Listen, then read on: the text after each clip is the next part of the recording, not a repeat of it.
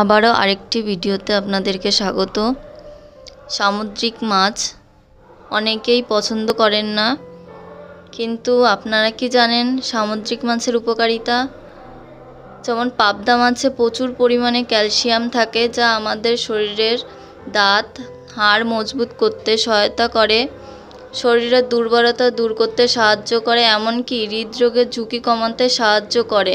তার জন্য এই ভিডিওটা প্রথম থেকে অবশ্যই শেষ অবধি দেখবেন এবং কমেন্ট করে জানাবেন। তার জন্য আমি মাছগুলোকে ভালো করে পরিষ্কার করে ধুয়ে নিয়েছি। মাছগুলোকে এবার লবণ,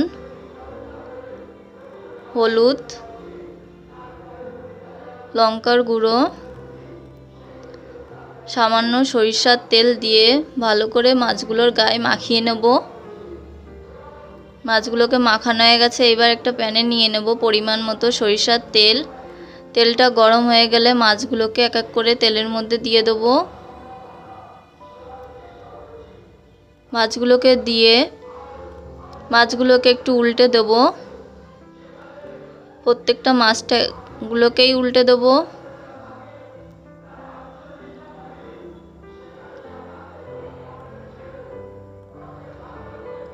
মাছগুলো আমার দুই পাশেই সমানভাবে ভাজা হয়ে গেছে। এবার মাছগুলোকে তুলে নেব। এই মাছগুলো খুব কড়া ভাজবো না।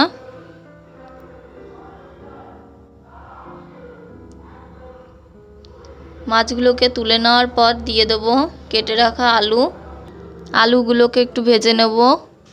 ভাজা হয়ে গেছে, আলুগুলো তুলে নেব। এবার ওই তেলের মধ্যে দিয়ে দেব কালো জিরে ফোড়নে, লবঙ্গ, এলাচ, দারচিনি ভেজে নেব। দিয়ে দেব পেঁয়াজ গ্রেট করে রাখা। পেঁয়াজটা বাদামি রং আর দিয়ে দেব আদা বাটা, জিরে বাটা,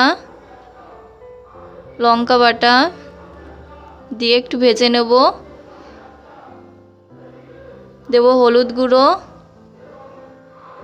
গোলমরিচের গুঁড়ো, অল্প জল দিয়ে মশলাটাকে আরেকটু কষিয়ে নেব, তাতে মশলা কষানো খুব ভালো হবে।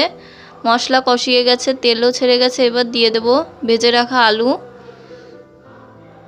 আলুর সাথে মশলাটাকে ভালো করে মিশিয়ে নেব। এবার দিয়ে দেব পরিমাণ মতো জল দিয়ে কিছুক্ষণ ঢাকা দিয়ে রেখে দেব। ঝোলটা ফুটে উঠলে দিয়ে দেব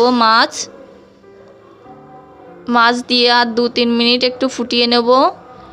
নামানোর আগে দিয়ে দেব গরম মশলার গুঁড়ো ঘরে বানানো,